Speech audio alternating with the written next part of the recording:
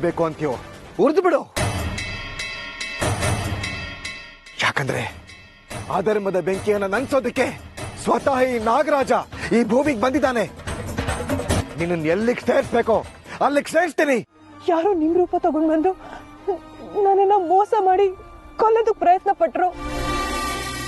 ಯಾರೋ ಒಬ್ರು ಪುಣ್ಯಾತ್ಮರು ಬಂದು ನನ್ನನ್ನ ಕಾಪಾಡಿದ್ರು.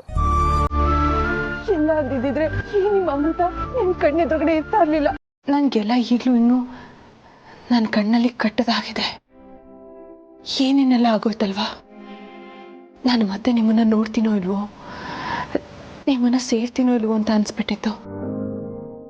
ಆದ್ರೆ ಆ ದೇವರು ದೊಡ್ಡವನು.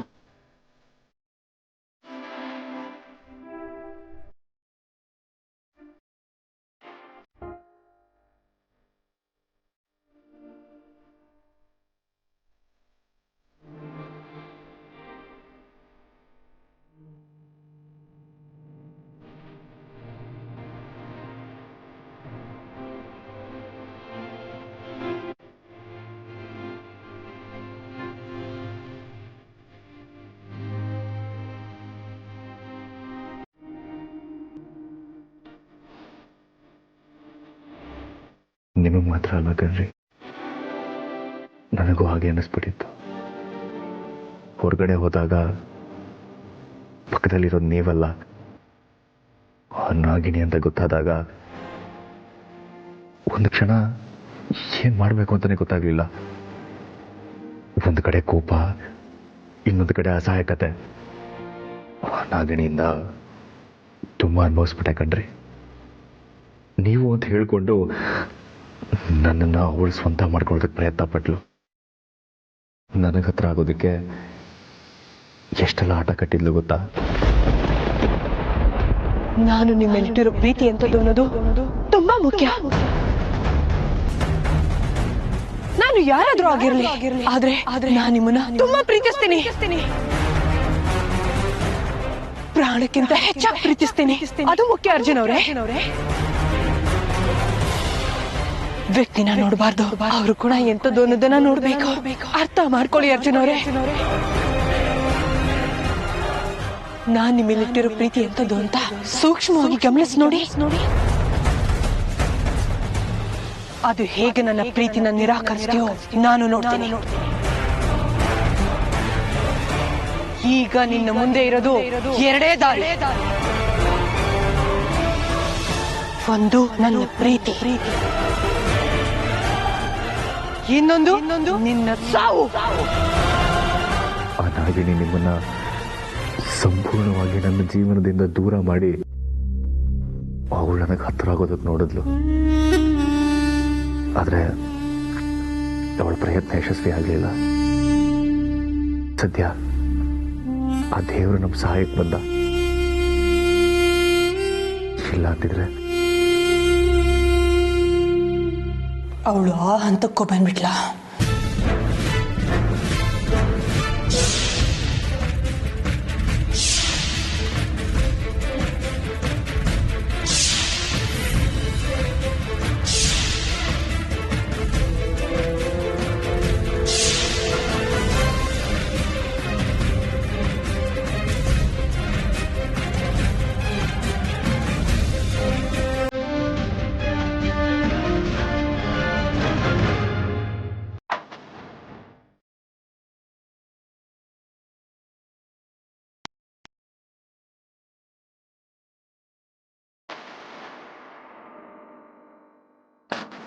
ಏನಾಗ್ತಿದೆ ಇಲ್ಲಿ? ನಾನ್ ಸೃಷ್ಟಿ ಮಾಡಿದ ಅರ್ಜುನ ಎಲ್ಲಿ ಹೋದ?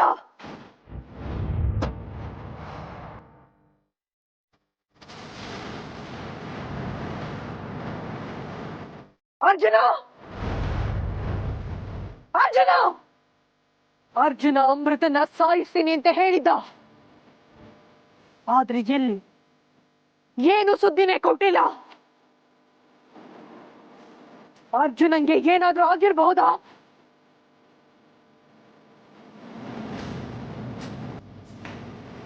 ಇಲ್ಲ ಇಲ್ಲ,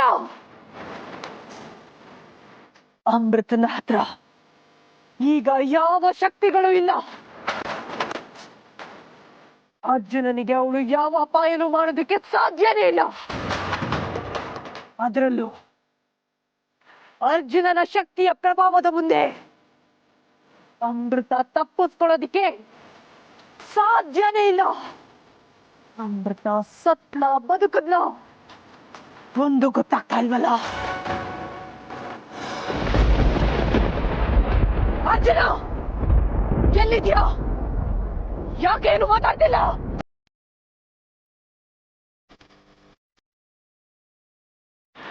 ಏನಾದ್ರೂ ಮಾತಾಡು.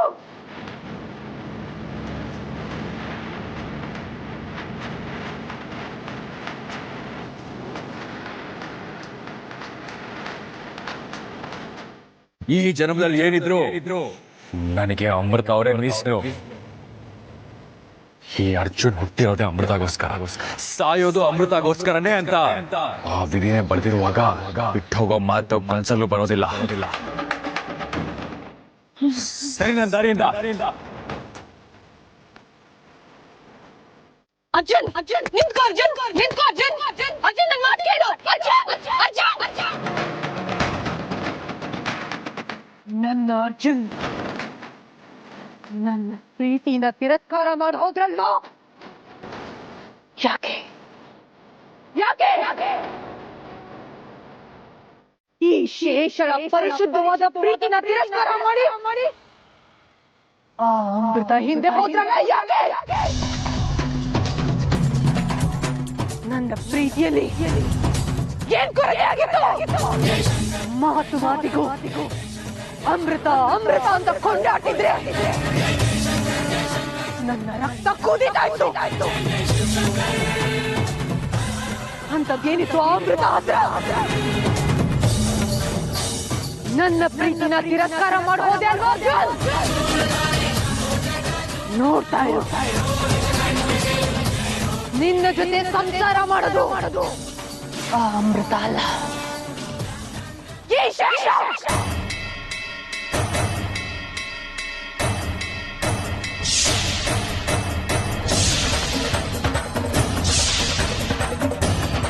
ಯಾವುದೇ ಕಾರಣಕ್ಕೂ ನಿನ್ನನ್ನ ಆ ಅಮೃತ ಜೊತೆ ಸೇರೋದಕ್ಕೆ ನಾನು ಅವಕಾಶ ಮಾಡಿಕೊಡಲ್ಲ. ನೀನು ನನ್ನ ಪ್ರೀತಿನ ಒಪ್ಕೊಂಡು ನನ್ನ ಜೊತೆ ಇದ್ರೆ ನಾನು ನಿನ್ನ ಪಾಲಿನ ಹೂವಾಗಿರ್ತೀನಿ.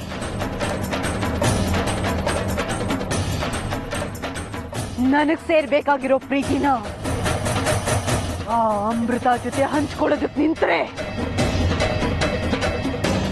ನಿನ್ನ ಪಾಲಿಗೆ, ನಿನ್ನ ಮನೆಯವರ ಪಾಲಿಗೆ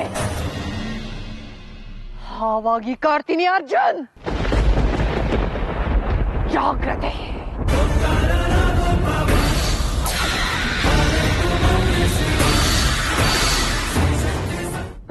ಅಮೃತ ಅವರೇ, ನನ್ನ ಮಾತು ಕೇಳಿ ನಿಮ್ಮ ರಕ್ತ ಕುದೀತಾ ಇದೆ ಅಂತ ನನಗೆ ಗೊತ್ತು. ನಮ್ಮಿಬ್ಬರ ಮಧ್ಯೆ ಬೇರೆ ಯಾರೇ ಅಡ್ಗೋಡೆಯಾಗಿ ಬಂದರೂ ಅದನ್ನು ಸಹಿಸಕ್ಕಾಗದಿರೋಷ್ಟು ಕೋಪ ಬರುತ್ತೆ. ನಿಮ್ಮ ಕೋಪ ನನಗೆ ಅರ್ಥ ಆಗುತ್ತೆ, ಆದರೆ ಇದು ಕೋಪ ಮಾಡ್ಕೊಳ್ಳೋದ ಸಮಯ ಅಲ್ಲ. ಇವಾಗ ಇಬ್ಬರು ದಣದಿದ್ದೀವಿ.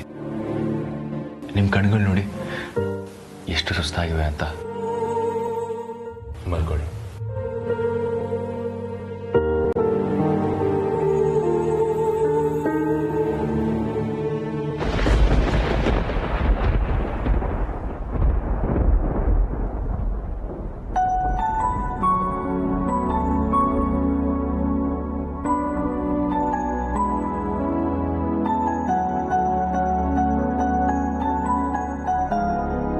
ಅಮೃತ ಅವರೇ, ಜೀವನ ಅಂದಮೇಲೆ ಕೆಟ್ಟದ್ದು ಒಳ್ಳೆಯದು ಸಮನಾಗಿ ಬರ್ತಾನೆ ಇರುತ್ತವೆ. ಸದ್ಯಕ್ಕೆ ನಮ್ಮ ಪಾಲಿನ ಕೆಟ್ಟ ದಿನಗಳೆಲ್ಲ ಮುಗಿದೋಯ್ತು ಅನ್ಕೊಳ್ಳೋಣ. ಇಲ್ಲಿರೋದು ನೀವು, ನಾನು ಮತ್ತೆ ನಮ್ಮ ಪ್ರೀತಿ.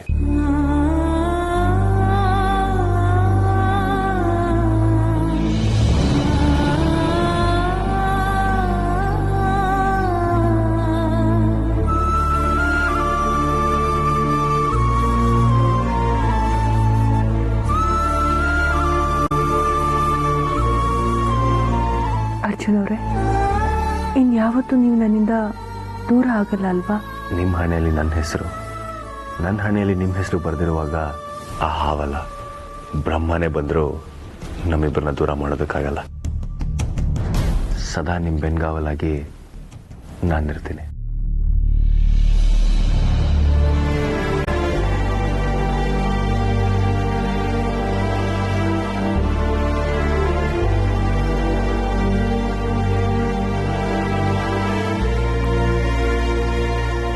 ಪರಿಶುದ್ಧವಾದ ನಮ್ಮ ಪ್ರೀತಿ ಮೇಲೆ ಆ ಪರಮೇಶ್ವರನ ಆಶೀರ್ವಾದನೇ ಇರುವಾಗ ನೀನ್ ತಾನೇ ಏನ್ ಮಾಡೋದಕ್ಕಾಗತ್ತೆ ಶೇಷ?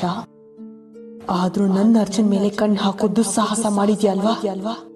ಈ ನಿನ್ನ ಮಿತ್ರ ದ್ರೋಹಕ್ಕೆ ಸರಿಯಾದ ಪಾಠ ಕಲಿಸದೇ ಇದ್ರೆ ನಾನು ನಾಗಲೋಕದ ನಾಗರಾಜನ ಮಗಳು ಅಮೃತಾನೇ ಅಲ್ಲ. ನಾನು ನಿನ್ನ ಮೇಲಿಟ್ಟ ವಿಶ್ವಾಸಕ್ಕೆ, ಸ್ನೇಹಕ್ಕೆ, ಪ್ರೀತಿಗೆ ನೀನ್ ಮಾಡಿರೋ ವಂಚನೆ ಸಾಮಾನ್ಯದಲ್ಲ. ಮಿತ್ರ ದ್ರೋಹ ಮಹಾಪಾಪ ಶೇಷ. ಈ ನಿನ್ನ ದ್ರೋಹಕ್ಕೆ ತಕ್ಕ ಉತ್ತರನ ಕೊಟ್ಟೇ ಕೊಡ್ತೀನಿ. ಇದುವರೆಗೂ ನೀನ್ ನೋಡಿದ್ದ ಅಮೃತಾನೇ ಬೇರೆ. ನಾಳೆ ನನ್ನ ಇನ್ನೊಂದು ಮುಖದ ಪರಿಚಯನ ಮಾಡಿಸ್ತೀನಿ.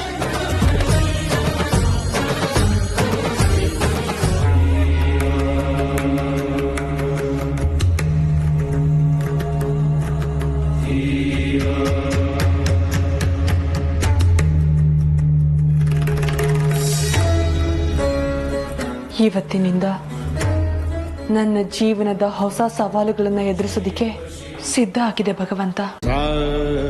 ಇಷ್ಟು ದಿನ ನನ್ನ ಆಪ್ತರು ಅಂತ ಅನ್ನಿಸ್ಕೊಂಡವರು ನನಗ್ ಮಾಡಿದ ವಂಚನೆಯ ವಿರುದ್ಧ, ನನ್ನ ನಂಬಿಕೆಗೆ ದ್ರೋಹ ಬಗೆದವರ ವಿರುದ್ಧ ಪ್ರತೀಕಾರ ತೀರಿಸ್ಕೊಳ್ಳೋಗಳಿಗೆ ಇವತ್ತಿನಿಂದ ಶುರುವಾಗ್ತಾ ಇದೆ. ನನಗಾಗಿರೋ ಮೋಸಕ್ಕೆ ನಾನು ಉತ್ತರ ನೀಡಬೇಕಾಗಿದೆ ತಂದೆ. ಪ್ರಾಣ ಸ್ನೇಹಿತೆಯಾದ ನನ್ನ ವಿರುದ್ಧನೇ ಕತ್ತಿ ಮಸಿಯೋಕ್ ನಿಂತಹ ಶೇಷಳ ಅಹಂಕಾರಕ್ಕೆ ಸರಿಯಾದ ಬುದ್ಧಿ ಕಲಿಸದೆ ಹೋದ್ರೆ ನಾನು ಅಮೃತಾನೇ ಅಲ್ಲ. ಇಲ್ಲಿವರೆಗಿನ ಎಲ್ಲ ಸೋಲುಗಳನ್ನು ಸೋಲ್ಸೋದಿಕ್ಕೆ ಹೊಸ ಹುರುಪಿನಿಂದ ಹೆಜ್ಜೆ ಇಡ್ತಾ ಇದ್ದೀನಿ ಭಗವಂತ. ನನಗೆ ಮೊದಲಿನ ಅಮೃತ ಆಗೋದಿಕ್ಕೆ ಶಕ್ತಿ ಕೊಡು. ನಿನ್ನ ಅನುಗ್ರಹ ನನ್ನ ಮೇಲಿರ್ಲಿ ಭಗವಂತ.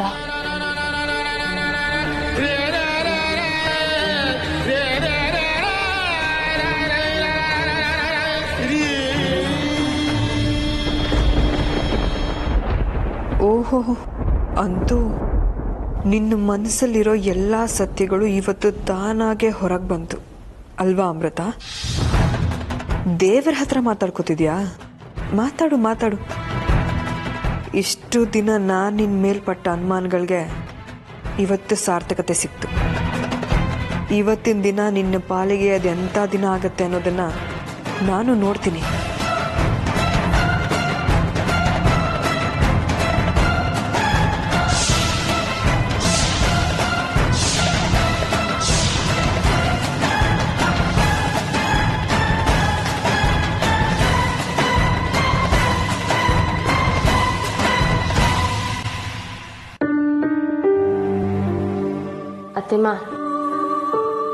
ಅತ್ತೆಮ್ಮ, ಯಾಕೋ ನಮ್ಮ ಅರ್ಜುನ್ ಅಮೃತ ಪ್ರಸ್ತಕ್ಕೆ ಮುಹೂರ್ತನೇ ಕೂಡ್ ಬರ್ತಾ ಇಲ್ಲ ನೋಡಿ. ಅದು ಎಷ್ಟು ವಿಘ್ನಗಳೋ ಏನೋ. ಶಾಸ್ತ್ರಿಗಳು ಮನೆಗೆ ಬಂದ್ರು, ಎಲ್ಲ ಸರಿಯೋದು ಅಂತ ಅಂದ್ಕೊಂಡ್ವಿ. ಆದ್ರೆ ಈಗ ಮತ್ತಿನ್ನೇನೋ ಶುರುವಾಗಿದೆ. ಯಾಕೆ ಹೇಮ ಇದೆಲ್ಲ? ನೀವ್ಯಾಕೆ ಹಾಗೆಲ್ಲ ಅನ್ಕೋತಾ ಇದ್ದೀರಾ? ಹಾಗೆಲ್ಲ ಏನೂ ಆಗಿರಲ್ಲ.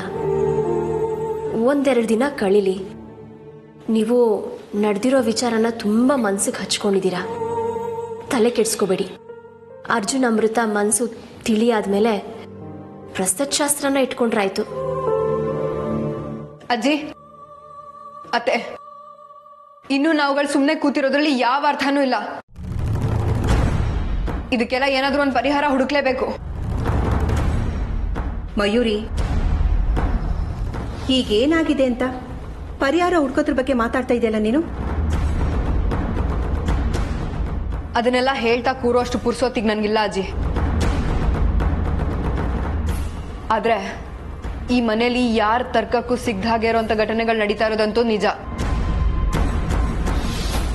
ಯಾಕೆ, ಏನು, ಹೇಗೆ, ಇದು ಯಾವ ಪ್ರಶ್ನೆನೂ ಈಗ ನನ್ನ ಹತ್ರ ಕೇಳಕ್ ಹೋಗ್ಬೇಡಿ. ಆದ್ರೆ ಮನೇಲಿ ನಡೀತಾ ಇರೋ ಪ್ರತಿಯೊಂದು ಘಟನೆಗೂ ಯಾರ ಕಾರಣ, ಯಾಕೆ ಕಾರಣ, ಹೇಗೆ ಕಾರಣ ಅನ್ನೋದನ್ನ ನಾನು ಕಂಡು ಹಿಡಿತೀನಿ.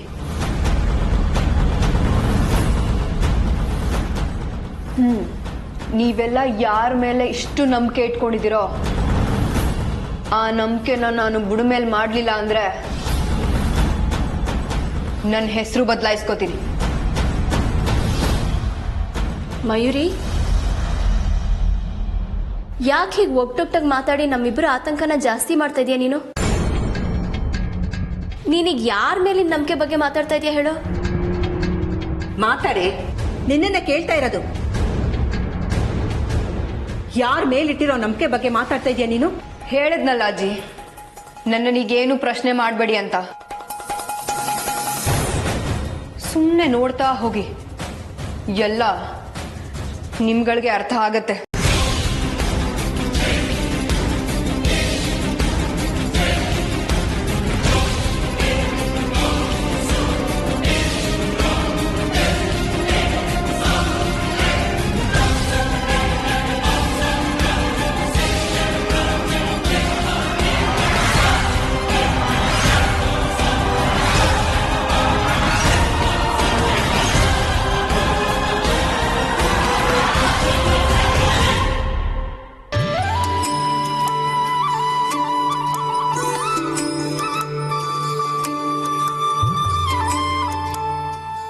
ಅರ್ಜುನ್ ಅವರೇ, ಅರ್ಜುನ್ ಅವರೇ,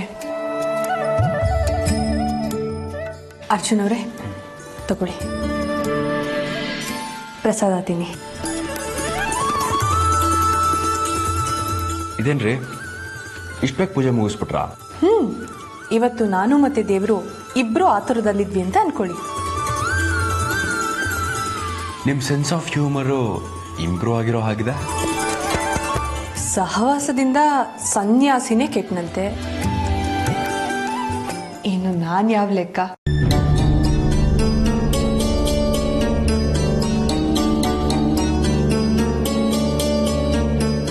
ಅದಿರ್ಲಿ, ಇವತ್ತು ನಾವಿಬ್ರು ಹೊರಗಡೆ ಹೋಗಿ ಸುತ್ತಾಡ್ಕೊಂಡು ಬರೋಣ. ಏನೋ ಹೊರಗಡೆನಾ?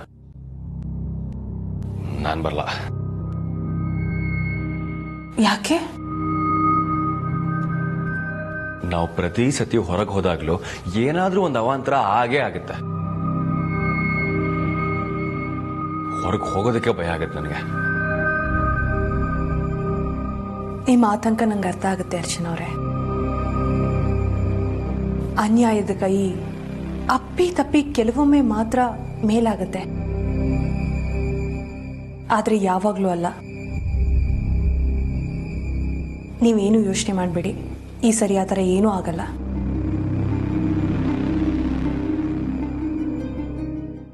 ಆದರೂ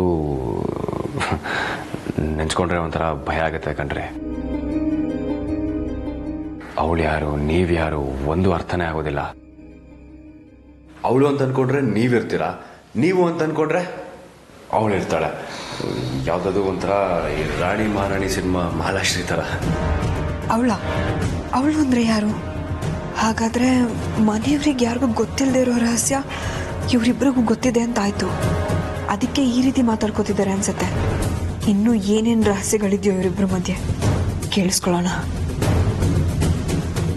ಹೇಳಿದ್ನಲ್ಲ, ಇನ್ಯಾವತ್ತೂ ಆ ರೀತಿ ಆಗಲ್ಲ. ಈ ಅರ್ಜುನ್ ಪಕ್ಕ ಇರೋದು ಯಾವತ್ತಿಗೂ ಈ ಅಮೃತಾನೇ.